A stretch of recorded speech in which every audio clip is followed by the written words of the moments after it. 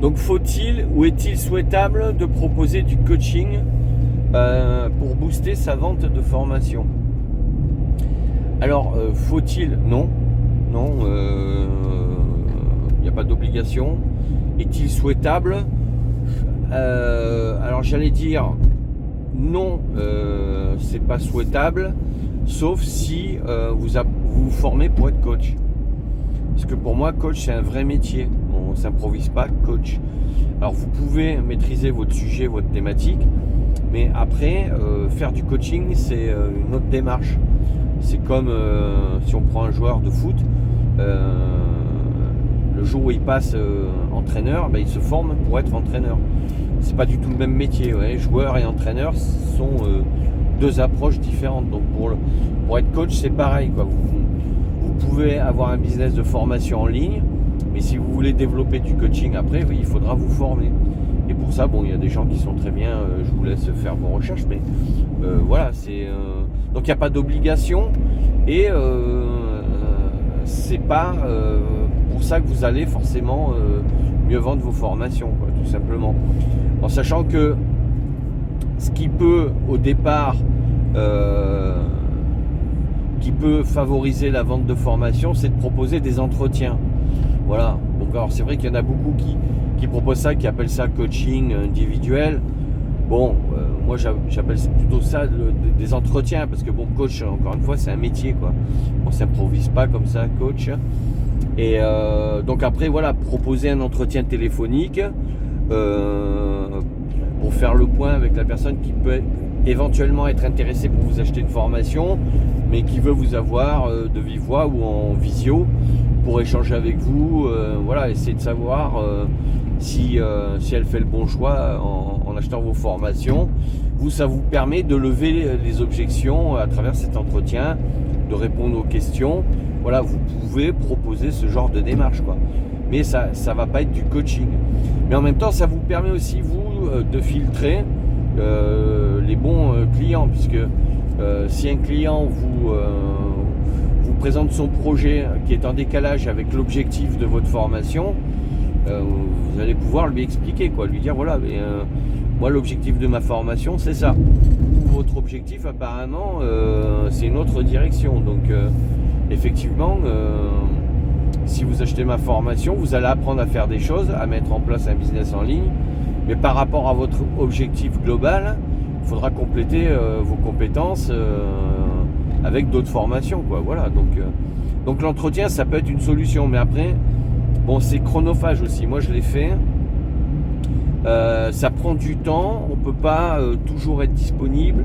C'est il faut intégrer que c'est chronophage, que ça prend beaucoup de temps à organiser, à préparer, parce qu'il y a la préparation, il y a après le fait de tenir l'entretien, et après il y a le débrief, quoi, d'accord.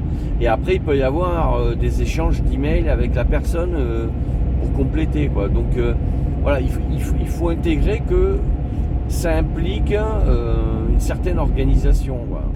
Et après il va falloir s'y tenir, parce que si vous répondez pas, ça va être vous allez être décrédibilisé de fait, quoi. Donc pour le coaching, moi je préfère vous dire non, dans le sens où pour moi c'est un vrai métier.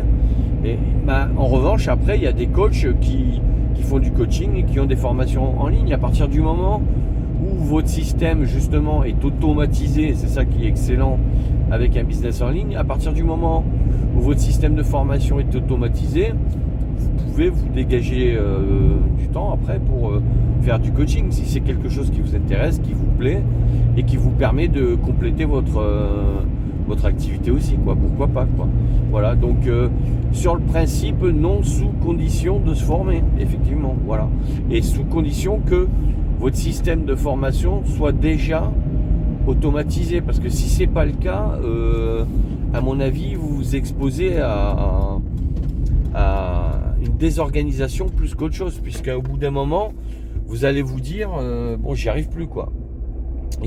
Il suffit, si vous regardez, je sais que je regarde quand même, ça m'arrive de regarder quelques podcasts d'infopreneurs, qui ont vécu cette expérience et qui l'expliquent très bien. Hein. C'est-à-dire que ils avaient des formations en ligne, système automatisé, ils ont lancé du coaching et puis voilà, ils se sont aperçus qu'ils n'arrivaient plus à suivre et à s'occuper de leur système à côté. Parce que même si on automatise son système et son business, il y a toujours des choses à faire, quoi. Voilà, à un moment donné, il y a toujours des petites choses, des réglages techniques à faire. Il y a toujours des questions qui sont posées sur les contenus pédagogiques. Donc voilà, il faut quand même... ça demande quand même une certaine mise à jour et une certaine veille, quoi. Voilà, ça se fait pas comme ça tout seul, quoi. Donc pourquoi pas, mais voilà, avec un système parfaitement automatisé et avec, on va dire que ça représente à peu près 30% de votre temps, pas plus, quoi. Parce que sinon, vous allez rapidement être débordé. Donc dites-moi ce que vous en pensez en commentaire. N'hésitez pas à mettre un pouce bleu vers le haut, à vous abonner à la chaîne. Et je vous dis à bientôt pour d'autres vidéos. Ciao, ciao.